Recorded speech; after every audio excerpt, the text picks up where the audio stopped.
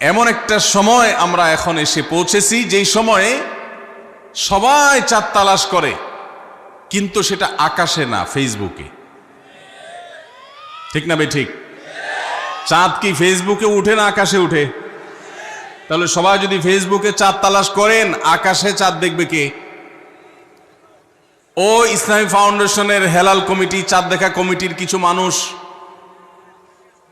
তাদের উপরে নির্ভর করে 18-20 কোটি মানুষ তারা ফেসবুকে তাকায় আস। এটা খুবই দুর্ভাগ্যজনক একটা বাস্তবতা।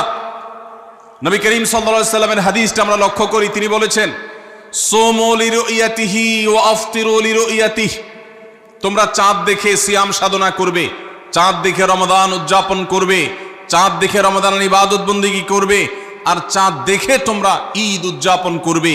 চাঁদ দেখে তিনি আমাদেরকে রোজা রাখতে বলেছেন। অতএব চাঁদ দেখতে হবে কি হবে না? ভাইরা আমার, বিলুপ্ত হওয়া মৃত প্রায় সুন্নাহগুলোর মধ্যে থেকে একটা হলো চাঁদ তালাশ করার সুন্নাহ। এটা ফরজে কিফায়া, মুসলিম সমাজের কেউ যদি না করে সবাই গুনাহগার হবে। এটা খুবই রিস্কি একটা বিষয়, দুর্ভাগ্যজনক একটা বিষয় যে 20 কোটি মানুষের রমজান মাত্র মুষ্টিমেয় কয়েকজন মানুষের দেখার উপর নির্ভর করবে।